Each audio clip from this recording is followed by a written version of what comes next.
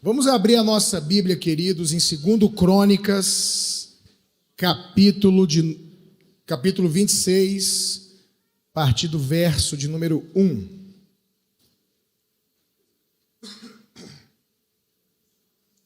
Segundo Crônicas 26, a partir do verso 1, que diz assim: Todo o povo de Judá tomou a Uzias, que era de 16 anos, e o constituiu rei em lugar de Amazias, seu pai.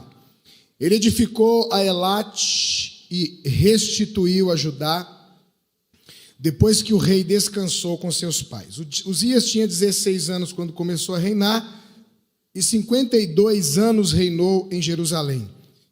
Era o nome de sua mãe Jecolias, e de Jerusalém.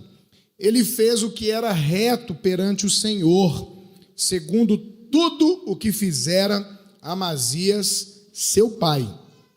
Propôs-se a buscar a Deus nos dias de Zacarias, que era sábio nas visões de Deus, e nos dias em que buscou ao Senhor, Deus o fez prosperar.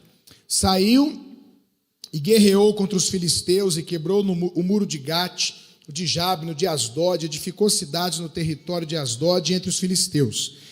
Deus o ajudou contra os filisteus e contra os arábios que habitavam em Gur-Baal e contra os meunitas.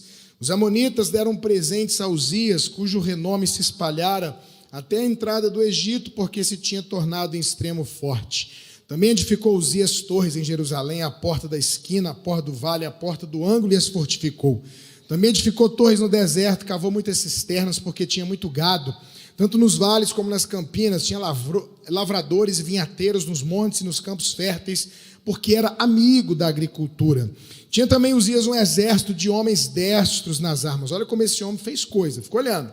Saiu a guerra em tropa, segundo o rol feito pelo escrivão Jeiel e Mazéias, oficial sob a direção de Ananias, um dos príncipes do rei. O número total dos cabeças, famílias, homens valentes, era de 2.600. Debaixo de suas ordens havia um exército guerreiro de 307.500 homens que faziam a guerra com grande poder para ajudar o rei contra os inimigos. Preparou-lhes Uzias para todo o exército escudos, lanças, capacetes, couraças, arcos e até fundas para atirar pedras. Fabricou em Jerusalém máquinas de invenção de homens, peritos destinadas para as torres e cantos das muralhas, para atirarem flechas e grandes pedras. Divulgou-se a sua fama até muito longe, porque foi maravilhosamente ajudado até que se tornou forte. Vamos parar por aí, depois a gente vai ler alguns versículos durante a ministração.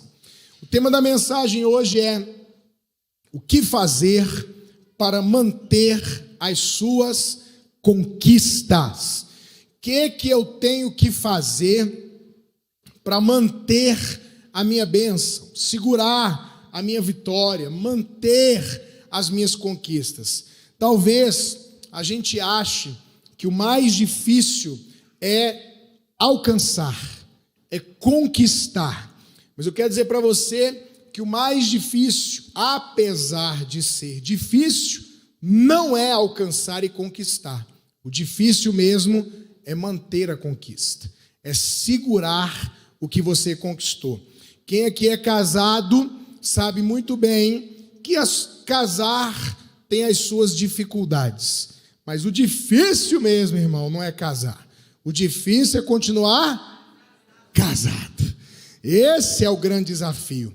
O difícil mesmo, talvez, não é você conquistar a titularidade no futebol. Sou titular da seleção brasileira. Sou titular do meu time de basquete. O difícil mesmo é manter-se titular. Porque você tem que estar sempre jogando bem. E você tem que sempre estar não só jogando bem, mas jogando melhor do que alguém que está no banco, doido para ocupar o seu lugar. Então, manter vitórias, manter posições é o grande desafio. O desafio é conquistar e manter a conquista, é alcançar o topo e não cair, é receber e não perder. E sabe qual é o maior desafio para nós, irmãos? É começar bem e terminar bem. Porque 99% das pessoas começa bem, começa com boas intenções, começa com boas motivações, começa o seu chamado ministerial, e aqui eu não estou falando só de pastor, não só de quem é integral. Quando você vem servir Jesus, quando você vem para a igreja, o difícil mesmo não é você ir nos lugares. Por exemplo, vira e mexe, ou eu indico um pastor amigo meu para pregar numa igreja, ou alguém me indica para pregar numa igreja. E se eu indico alguém para pregar numa igreja, por amizade e credibilidade, na maioria das vezes aquele pastor leva o meu amigo. O difícil não é meu amigo ir lá, o difícil é ele voltar lá. Porque para ele voltar lá envolve muita coisa. Envolve ele ser um homem de Deus, ser usado por Deus, ser uma pessoa que sabe entrar e sair, que sabe manter portas, que se relaciona bem e assim por diante. Então, o grande desafio para nós é manter. Talvez você que está aqui hoje chegou em lugares e não se manteve nesses lugares. Você caiu, você perdeu, pode ser financeiramente, pode ser emocionalmente, espiritualmente, enfim. Pastor, eu quero então aprender hoje. O que eu faço para segurar, para manter as minhas conquistas e as minhas bênçãos? Primeira coisa, aprenda em casa como fazer ou como não fazer. Uma bênção que Uzias teve é que ele teve um bom exemplo dentro da casa dele.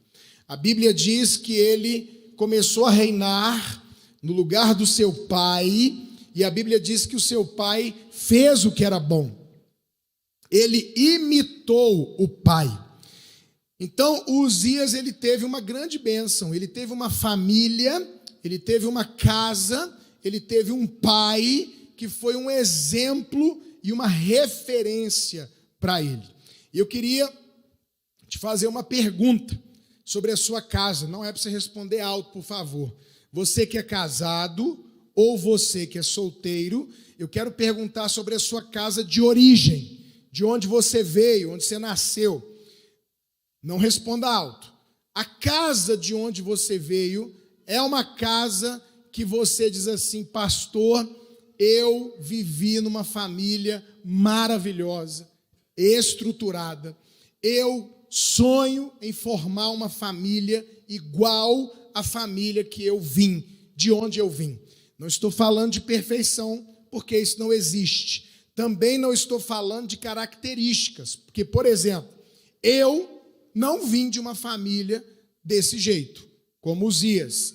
A minha família, meu pai era alcoólatra, minha mãe brigava demais, muitos problemas na casa, causaram muitos problemas emocionais, instabilidade. Minha mãe separava do meu pai, depois voltava, depois separava, depois voltava, e brigava, e confusão, e dinheiro demais, depois dinheiro de menos. Uma hora estava com grana demais, uma hora não tinha nada, porque perdia no jogo, perdia no vício, e essa coisa toda. Então, esse foi o meu lar. Agora, meu pai e minha mãe me ensinaram a ter caráter. Meu pai e minha mãe nunca ficaram devendo nada a ninguém. Meu pai e minha mãe nunca atrasaram uma conta na vida. Meu pai e minha mãe ensinaram a gente a jamais roubar.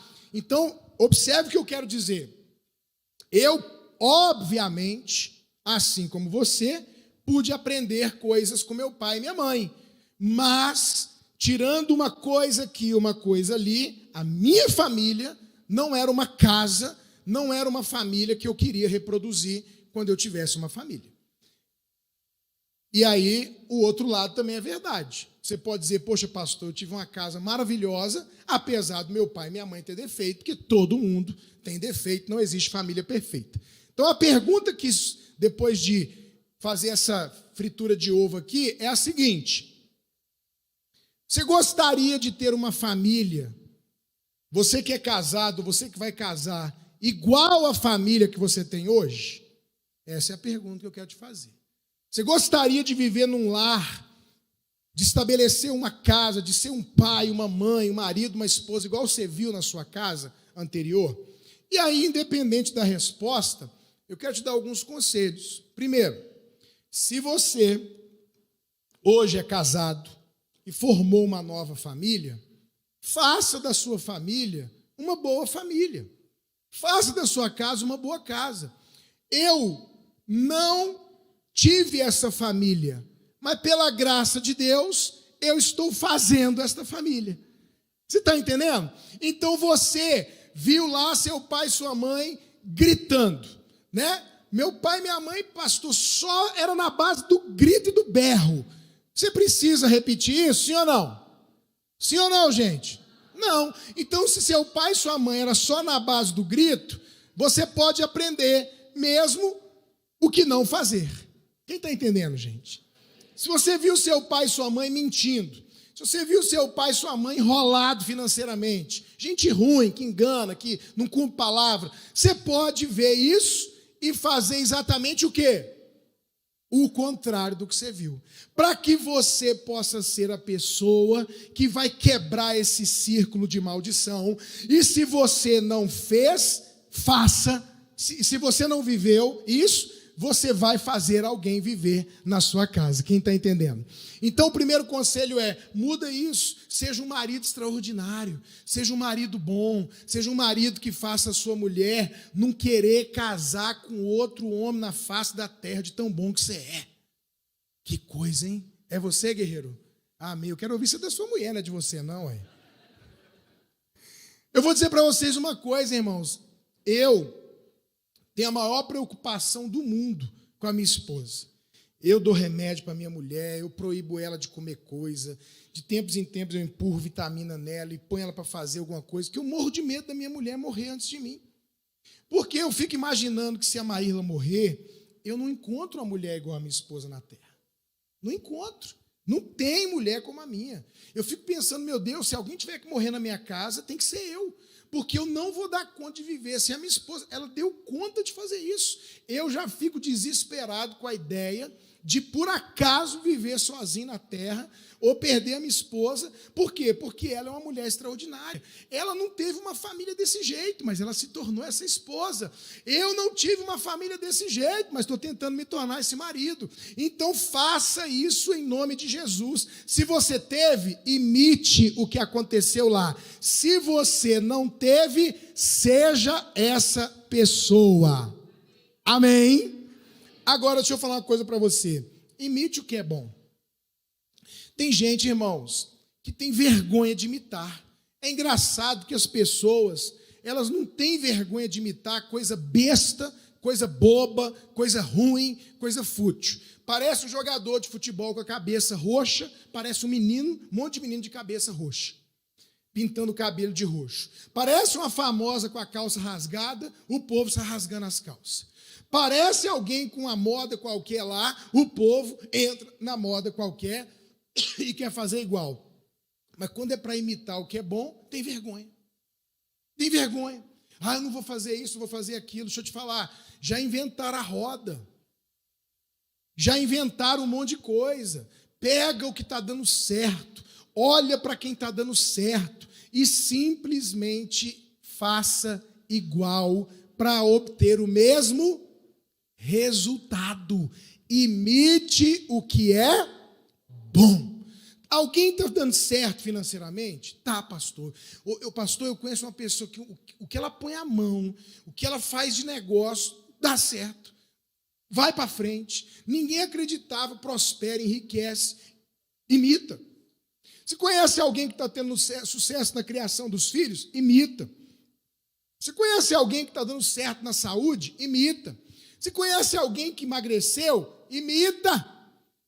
Fala, eu quero conviver com você uma semana para ver o que você come e como é que você come. Vou fazer igualzinho.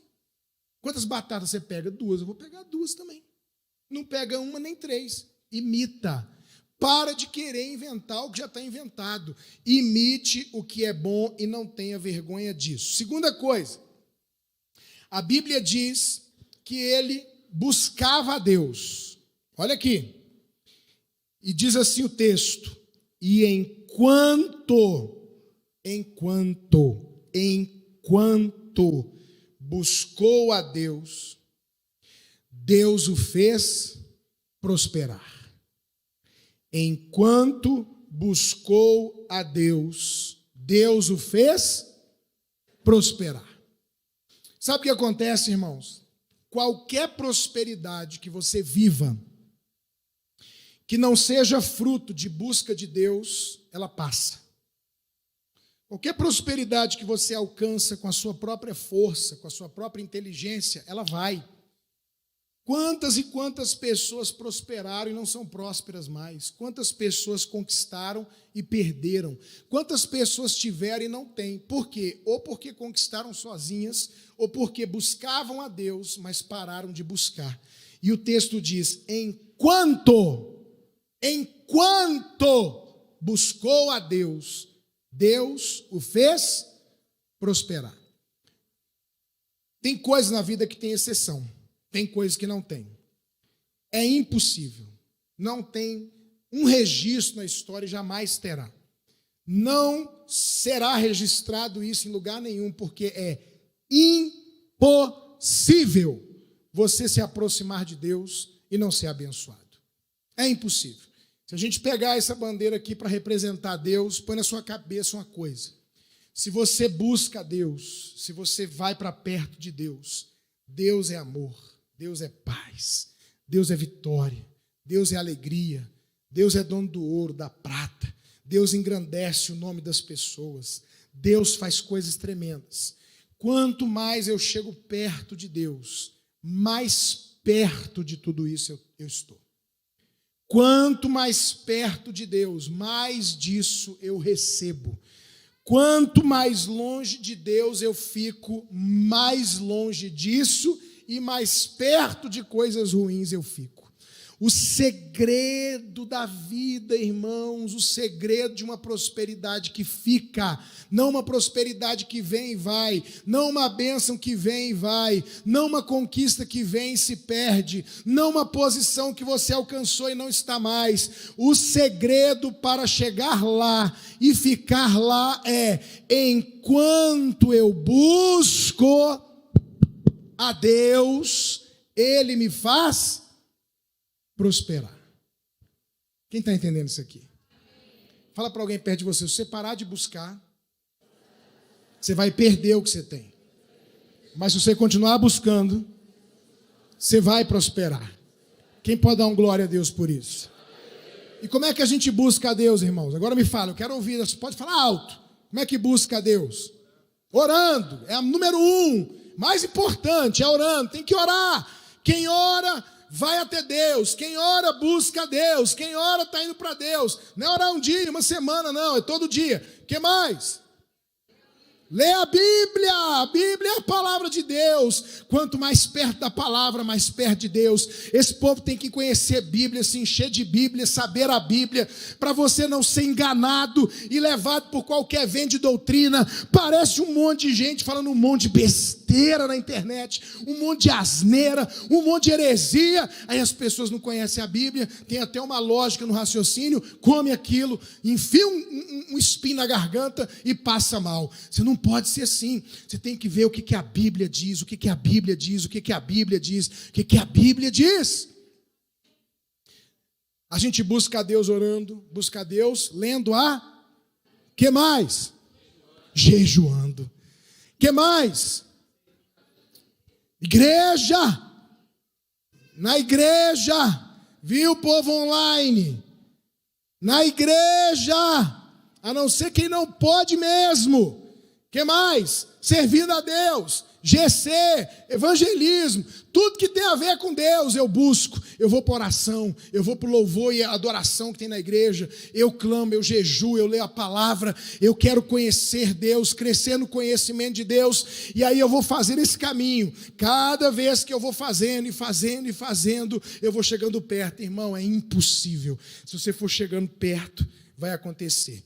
Aí eu quero eu mesmo dar um argumento. Pastor, mas teve um homem na Bíblia que fez isso e sofreu. Quem é ele? Jó. Jó fez isso e sofreu. Pois é, primeiro que é uma raridade. Segundo, mesmo quando alguém fazendo isso sofre, tem um propósito, tem um objetivo, e no final o que aconteceu com Jó? Ele recebeu o quê?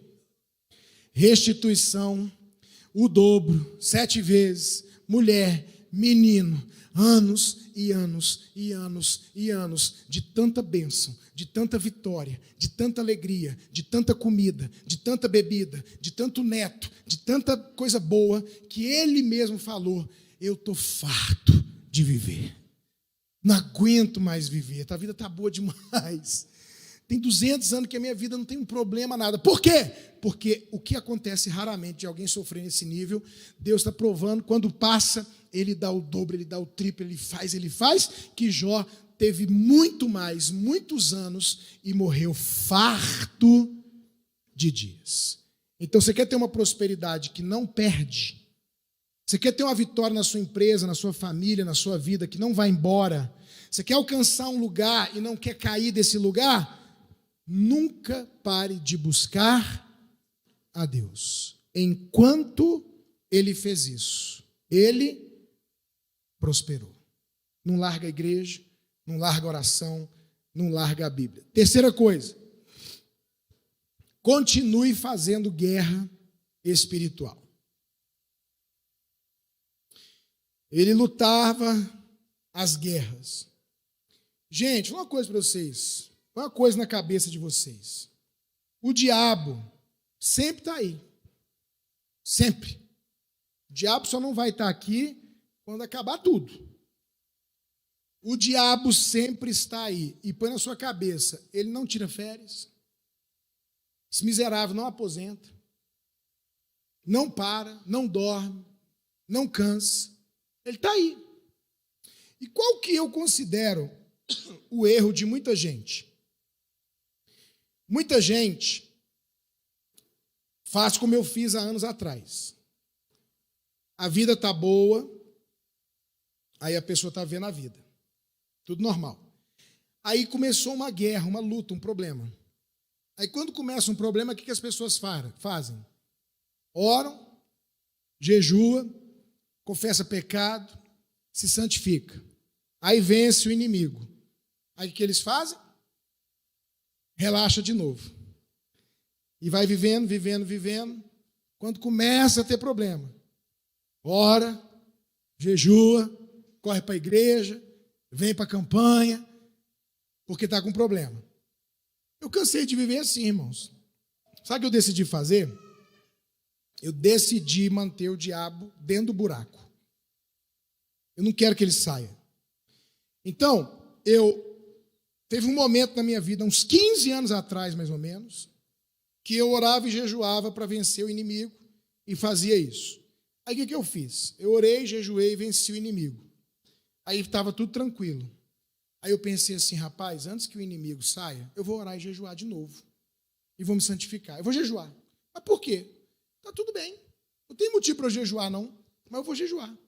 Eu vou jejuar e eu vou manter a guerra espiritual. E eu vou manter repreendendo Satanás. E eu vou manter falando para ele não se levantar. E eu decidi, irmãos, fazer a mesma coisa que eu fiz em relação à minha saúde. Apesar de você ver que eu estou meio rouco, uma gripe aí que pegou minha pastora Eline, pastora Maíla e pastora Juliana. Está tudo de cama. Eu peguei também, porque a gente ficou no mesmo carro lá em Gramado, mas a única coisa que aconteceu comigo foi rouquidão. Só. Não estou com febre, não estou com nada. Só fiquei rouco. E uma tossezinha, mas bem leve. Estou dormindo normal, acordando normal, trabalhando normal, indo para academia, tudo normal. Só que tem uma coisa, irmão. Eu adotei um estilo de vida um pouco mais saudável que o normal e eu faço as coisas diariamente. Todo dia de manhã eu tomo o que eu chamo de shot da imunidade. Todo dia de manhã eu ponho água, limão, própolis, gengibre, cúrcuma, canela, vinagre de maçã. Pensa num trem ruim. Mas é ruim. Aí é que tá, né? É ruim aqui, mas é bom aqui. O doce é bom aqui e é ruim aqui. Eu tomo todo dia óleo de alho, vitamina C. Então, coronavírus veio, eu fui assintomático, nunca usei máscara, nunca deixei de pegar na mão de ninguém. Todo mundo lá em casa pegou, eu continuei beijando, abraçando, tudo normal. O pessoal gripou aí, morrendo, estou aqui só rouco. Agora, minha mulher, sabe o que ela faz? Ela não toma própolis, ela não toma limão, ela não toma cúrcuma.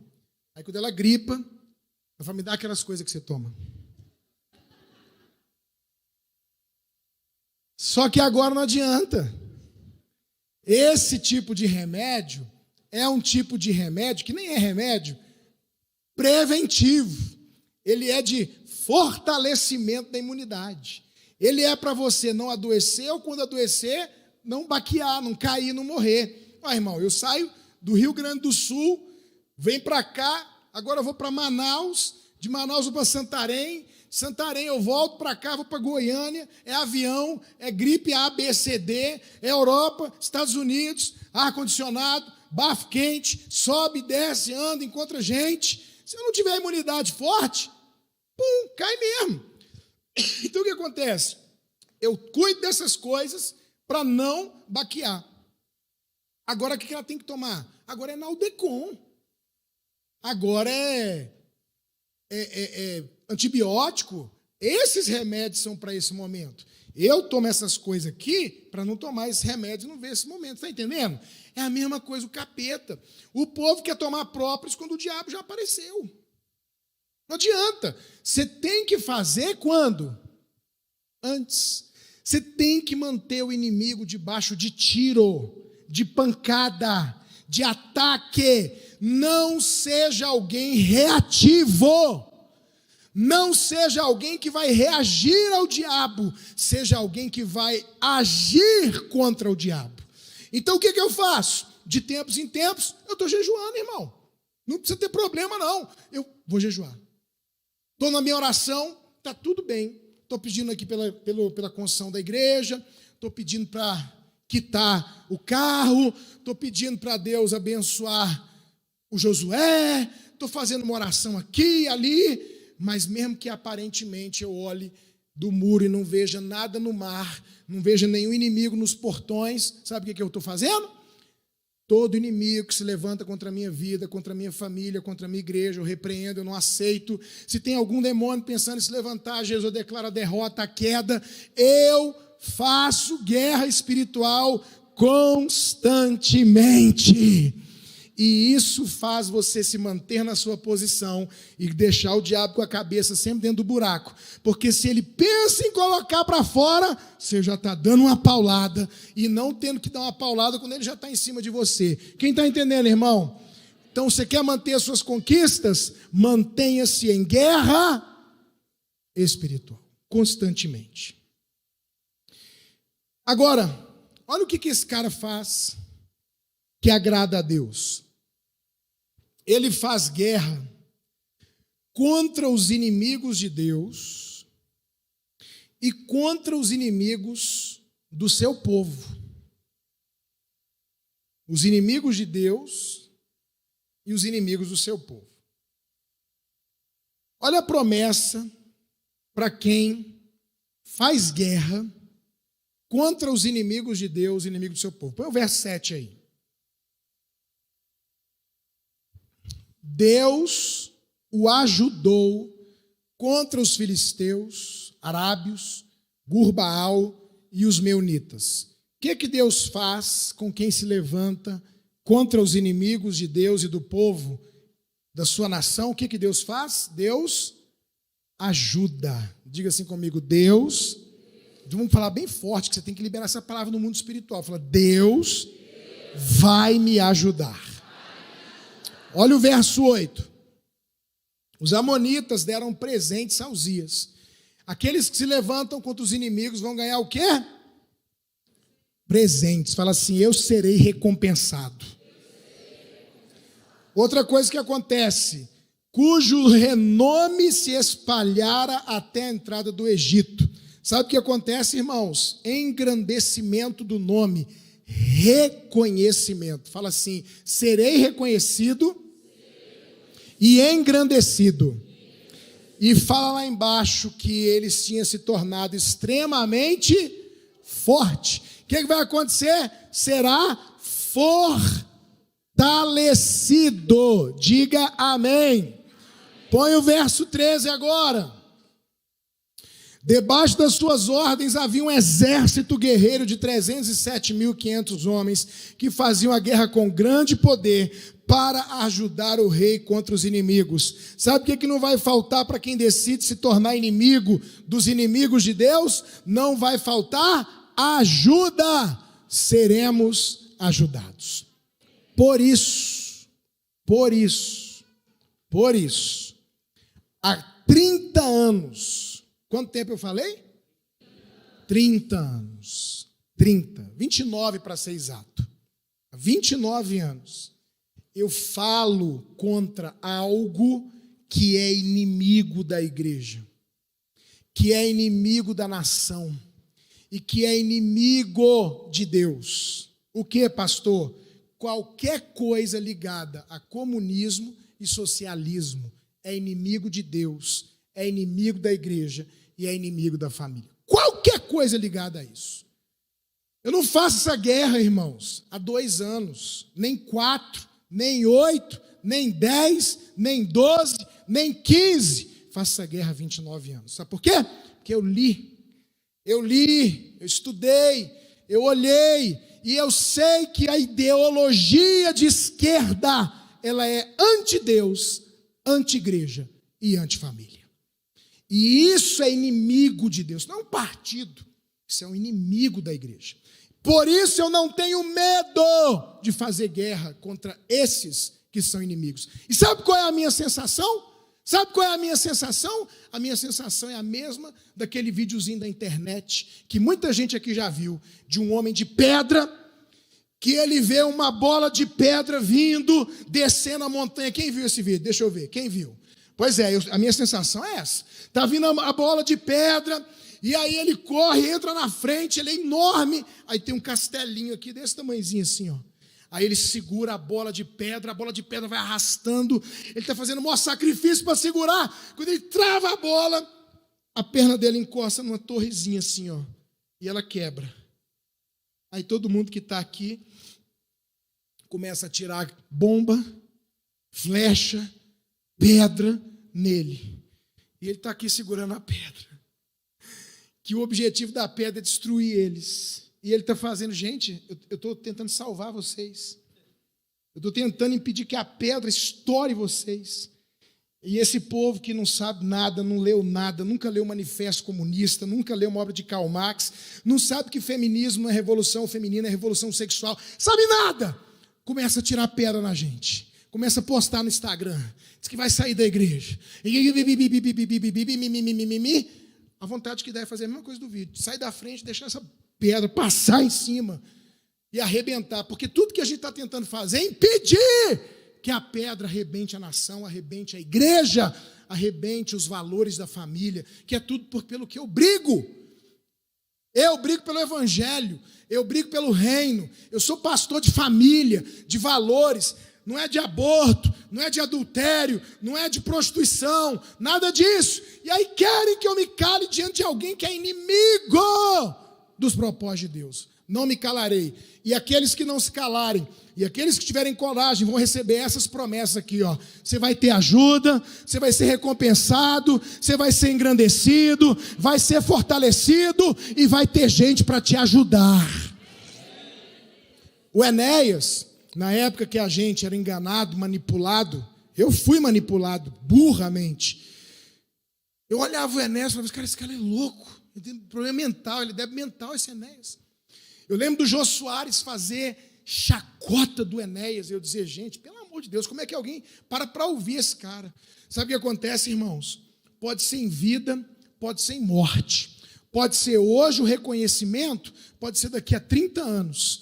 Quem está fazendo a coisa certa vai ser reconhecido. Hoje todo mundo sabe que o Enéas era um gênio. Hoje todo mundo sabe que o Enéas era o cara. Hoje todo mundo sabe que o que o Enéas falava era verdade. Hoje todo mundo sabe que o Enéas estava anos e anos à nossa frente. E a gente zombou e riu. Mesmo que morto, hoje ele é reconhecido e engrandecido. Porque isso acontece com quem fala a verdade. São muitos que morreram falando a verdade. São muitos que foram apedrejados falando a verdade. São muitos que foram desprezados falando a verdade. Mas o tempo passou e a história fez justiça. E hoje todo mundo reconhece as pessoas. Então, aqueles que têm convicção do que sabem que estão fazendo, mas cedo ou mais tarde serão reconhecidos. Isso é uma promessa. Amém? Quarta coisa. Sabe o que faz a gente manter a nossa conquista? Reconhecimento. Esse homem, põe aí verso 16. Ouça isso. Mas havendo-se já fortificado. A gente leu 15 versículos, só amigo da agricultura, rico, exército, 300 e tantos mil homens, coraças e pá, milhões de conquistas. Quando ele estava bem forte, famosão, rico, poderoso, o que a Bíblia diz que aconteceu? Exaltou-se o seu coração para a sua própria ruína e cometeu transgressões contra o Senhor, seu Deus, porque entrou no templo do Senhor para queimar incenso no altar do incenso. Sabe o que faltou para Uzias? Faltou para ele reconhecer. Ouça isso. Reconhecer suas fontes. Reconhecer que ele não era o segredo é Deus. Quando eu vejo isso aqui, irmãos, eu vejo que a falta de reconhecimento é soberba e ingratidão. O que é ingratidão? A ingratidão é quando eu recebo algo, então eu fui abençoado, mas eu não agradeço por isso. Foi o que aconteceu com aqueles leprosos, né? 10 curados, um volta para agradecer, 10 recebem a cura e só um recebe salvação. Porque voltou para reconhecer, agradecer. A falta de agradecimento é algo que arrebenta as pessoas e lhe rouba a bênção. Deixa eu contar uma história para vocês. Pastor, amigo. Eu sou um cara, eu acho que é característica do brasiliense, eu sou muito reservado. Então eu vou nos lugares, eu gosto de ficar no hotel, eu não gosto de ficar saindo, não tenho muitos assuntos, mas esse cara era um amigo. Eu ia pregar na igreja dele, eu ia para a casa dele, conversava, comia junto, jogava videogame junto. Um dia ele me liga, de uma grande igreja, ligada a uma denominação. Um dia, eu nem conheço, não tenho relacionamento com o pastor da denominação. Um dia ele me liga e fala assim: Ricardo, cara, eu não aguento mais andar com esse povo. Não aguento mais. Não concordo mais. Não quero mais. Aí a primeira coisa que eu falei para ele, eu falei assim para ele: cara, agora aconteceu de novo, esses dias agora, meses atrás, um outro pastor muito amigo. Falei a mesma coisa. Alguns pastores diziam assim para ele: vai ver teu ministério, cara. Abre a tua igreja para você mesmo mandar, administrar, entendeu? Não tem que ficar debaixo dessas ordens. Seja livre. Sentei com ele, que ele quis me ouvir também. Falei: deixa eu te falar uma coisa, amigão. Eu acredito que você está vivendo o que está vivendo pela cobertura que você tem. Você está debaixo de uma nuvem, cara. E eu não tenho certeza que se você sair dessa nuvem, você vai ter o mesmo resultado. Você tem que parar para pensar nisso. Tem certeza? Você está vendo algo numa nuvem, e esse está vendo uma igreja grande, vivendo coisas lindas, os dois. Aí ele falou: não, mas eu não dou mais conta, eu não quero mais. Aí eu falei para ele, falou: se você está decidido, a melhor coisa que você faz é sair mesmo. Por quê? Porque, irmão, quando você está num lugar que você não quer se adequar a esse lugar, vira uma coisa horrível para você e para o líder. Porque o líder está: bora, gente, e você está lá com cara de bosta. Não gosto, não concordo. A Bíblia diz, queridão, falei para ele, que se não há acordo, não tem como andar junto. A melhor coisa que você faz é sair. E não é bom para você, não, é bom para o seu pastor também. É uma libertação. Quem tem ouvidos ouça o que eu estou dizendo. Estou contando uma história, mas é para nós tudo aqui. Aí, ele falou, então eu vou sair. Eu falei, não, sai mesmo. Aí eu falei para ele assim, você vai abrir igreja? Vou. Aí eu falei, em qual cidade? Falou, aqui. Eu falei, não, irmão. Aí não, aí. Aí você vai dividir a igreja. Aí é antiético. Aí é divisão. Deus não está na divisão. Aí é errado, é pecado. Ah, não, mas o meu chamado é para essa cidade aqui. Aí eu falei, não, ó, você não disse que Deus está com você? Você não disse que Deus falou para você sair? Você disse que não aguenta mais?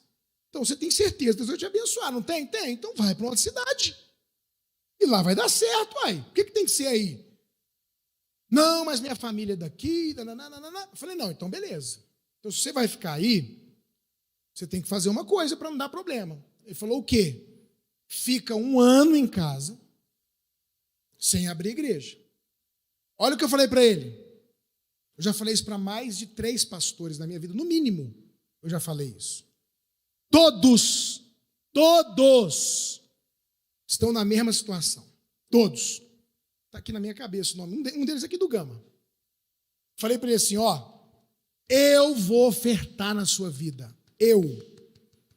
Porque você vai ficar sem pregar, sem pastorear, eu vou te ajudar financeiramente, mas não divida a igreja. E eu vou indicar você para pregar em igrejas, e você vai abençoar pessoas, e vai levantar o recurso que você precisa, vende um livro, ganha uma oferta, até passar 1 ano.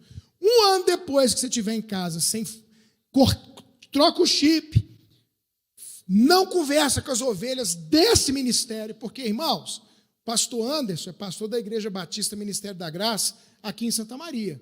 O caso era mais ou menos esse. Eu sou o pastor e o pastor Anderson é o cara com quem eu estava falando.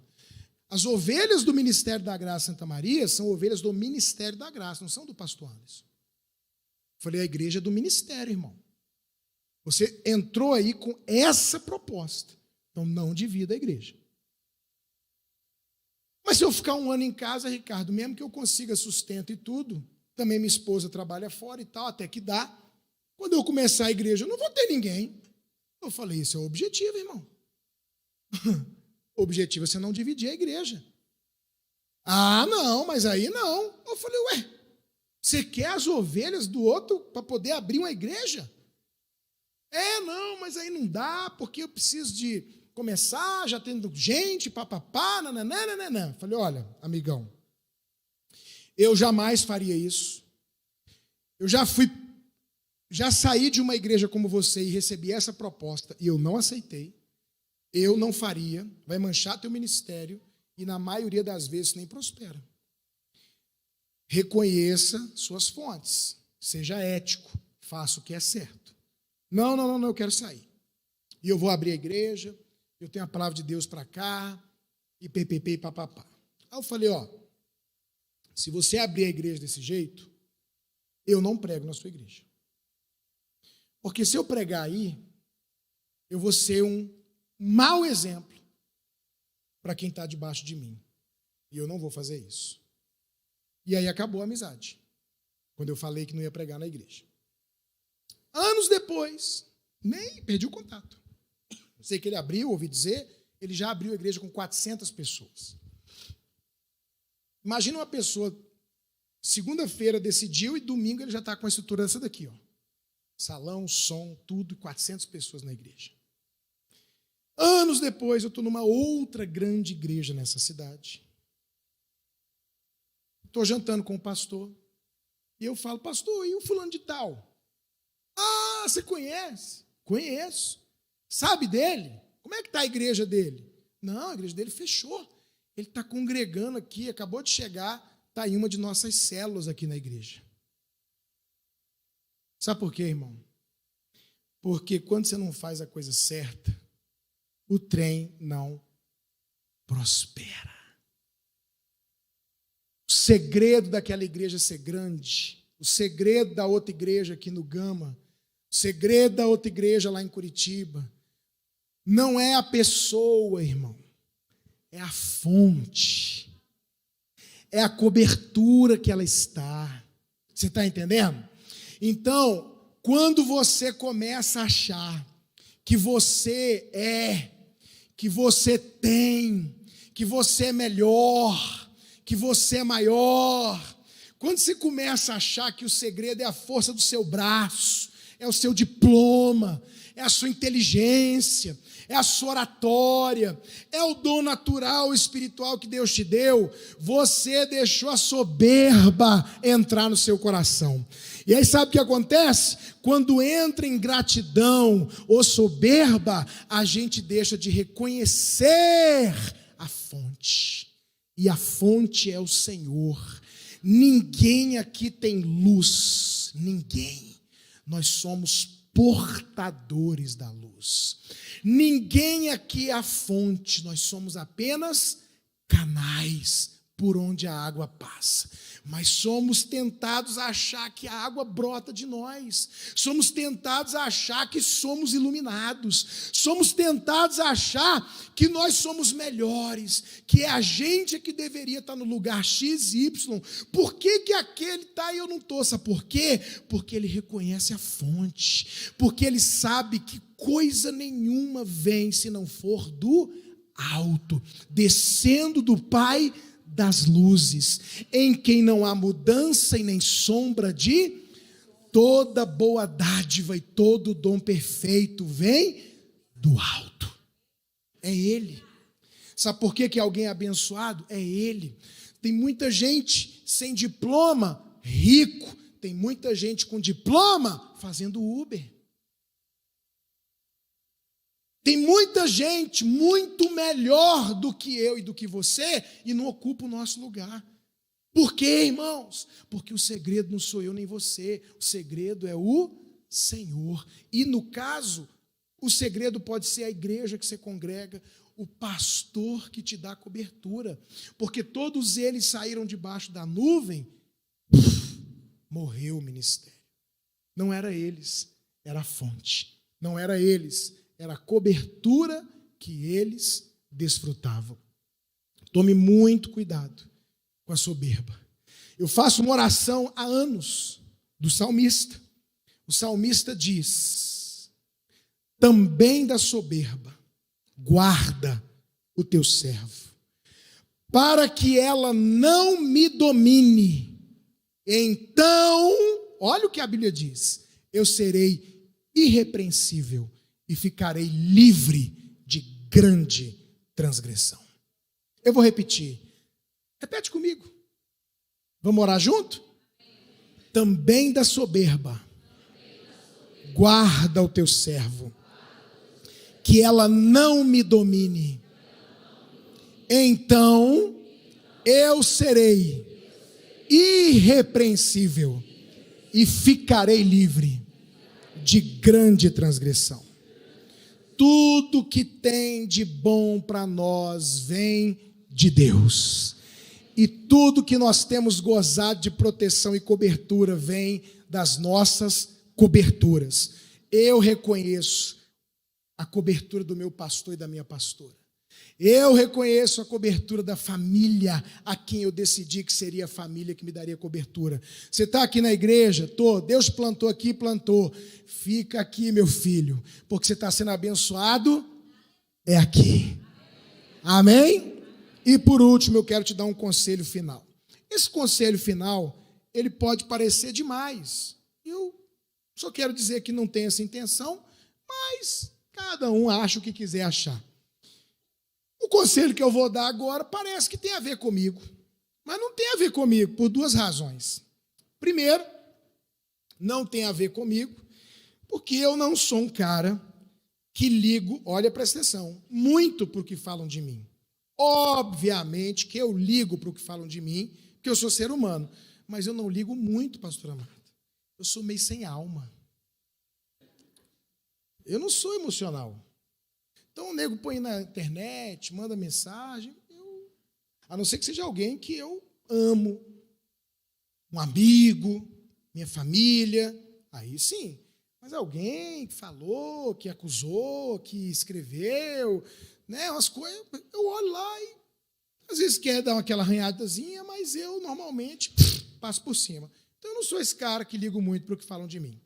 Segunda coisa, a nossa igreja nunca teve um racha, graças a Deus. Nunca teve ninguém que rachou. Os pastores saíram daqui, a gente é amigo, todos eles encontro, tudo normal. Não sei de nada aqui na igreja hoje contra mim. Quem não gosta de mim aqui, esconde tão bem que eu nem sei. Eu sei que tem, mas está bem escondido, parabéns. Não estou vendo ninguém falando mal de mim, não estou vendo nada demais. Que fala, irmão, lógico, mas está tudo no padrão da normalidade. Né? Nós não estamos enfrentando um problema na igreja de divisão, nada, nem em Santa Maria, nem em Caldas Novas. Meu Deus, está tudo na bênção, eu amo essa igreja e eu sinto o amor da maioria por mim e pela minha família. Obrigado, Jesus. Mas eu quero dizer uma coisa para você. Não mexa com o homem de Deus. E eu estou dizendo isso por você, não é por mim. Deus sabe que eu estou falando por você e não por mim. Põe aí o verso 17 para nós. Eu vou terminar com isso. Porém, depois daquela bobeira que ele fez, de entrar no templo, queimar incenso, não era para ele ter feito isso. Olha que coisa maravilhosa, ele era o rei, podia mandar matar qualquer um. Mas quem é homem de Deus, irmão, fala o que tem que falar e se posiciona, não interessa. Porém, o sacerdote Azarias entrou após ele, com 80 sacerdotes do Senhor, homens da maior firmeza, gente de Deus, gente séria, gente comprometida.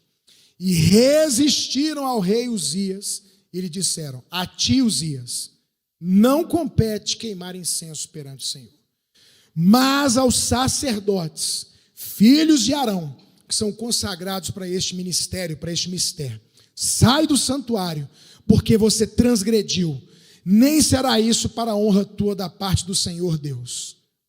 Então Uzias se indignou, tinha um incensário na mão para queimar incenso.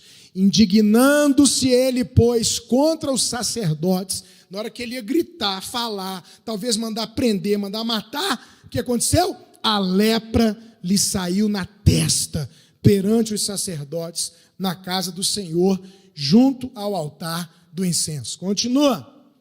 Então o sumo sacerdote Azarias e todos os sacerdotes voltaram-se para ele, e eis que estava leproso. E apressadamente o lançaram fora, e ele mesmo se deu pressa em sair, visto que o Senhor o ferira. Assim, ficou leproso o rei Uzias até o dia da sua morte. E morou, por ser leproso, numa casa separada, porque foi excluído da casa do Senhor. E Jotão, seu filho, tinha a seu cargo a casa do rei, julgando o povo da terra. Quanto aos mais atos de Uzias, tanto os primeiros como os últimos, o profeta Isaías, filho de Amós, escreveu, e descansou Uzias com seus pais, e com seus pais sepultaram no campo de sepulcro dos reis, porque disseram: ele é leproso, e Jotão, seu filho, reinou em seu lugar. Quero te dar um conselho hoje, final. Seja como Davi. Saul fez errado, pecou, foi rejeitado. Olha aqui para mim. E a Bíblia diz que Deus entregou Saul na mão de Davi. Quem entregou Saul na mão de Davi? Deus. Sabe o que Davi falou para Deus? Eu? Tocar no ungido? Toco não. O senhor não desungiu ele? O senhor desungiu ele? Não, não desungi não. O senhor tirou ele do reinado? Não, não tirei não. Eu?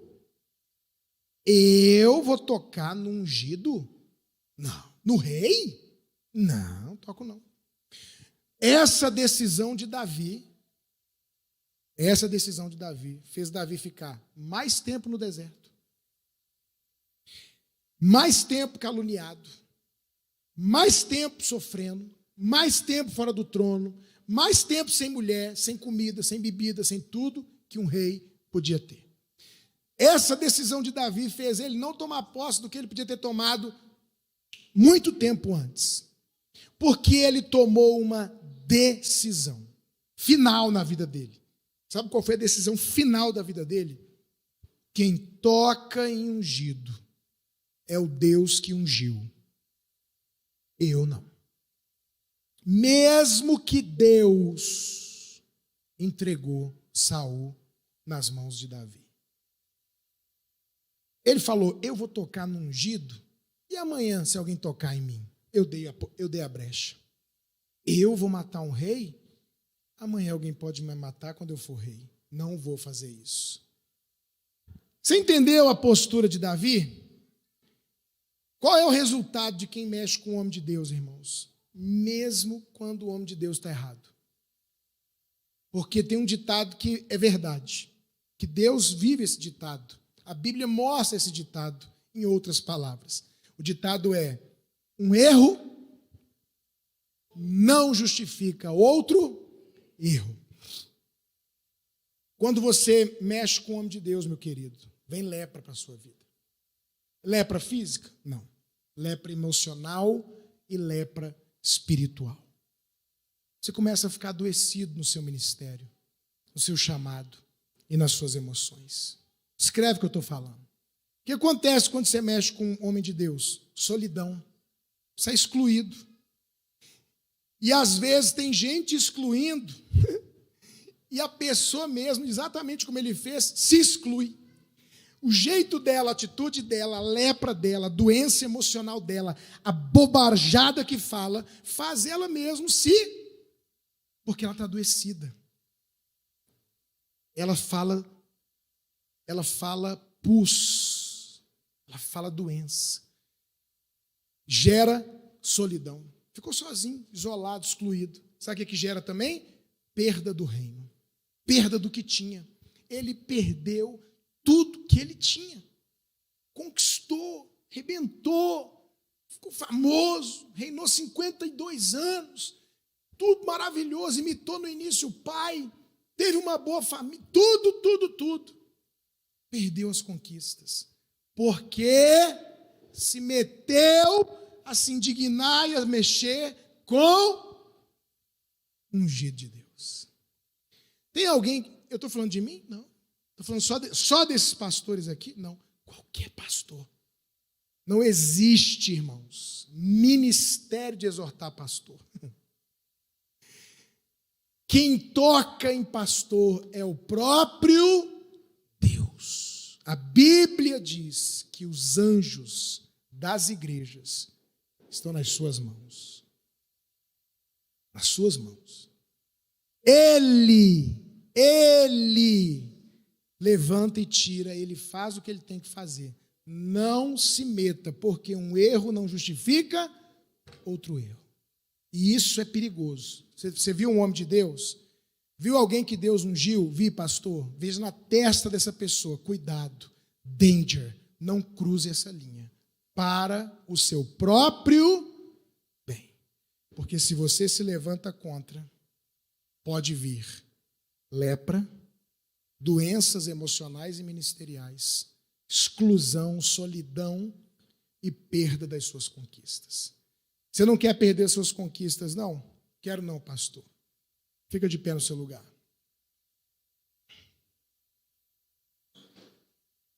Aprenda em casa como fazer e como não fazer. Busque a Deus, porque enquanto fizer isso, prospera. Faça guerra espiritual. Se levante contra os inimigos de Deus. Reconheça suas fontes. Reconheça suas coberturas. Saiba que você está vivendo muita coisa por onde você está coberto. E não mexa com homem e mulher de Deus. Feche seus olhos.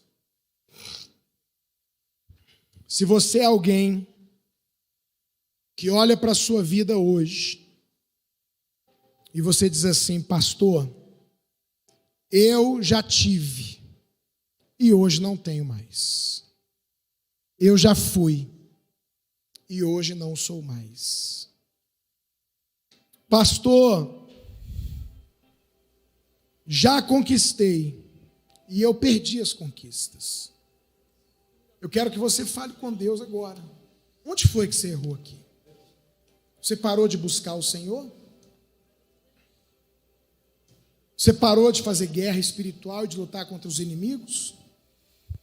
Parou de buscar a Deus, orar, jejuar, clamar, estar com alegria na casa de Deus?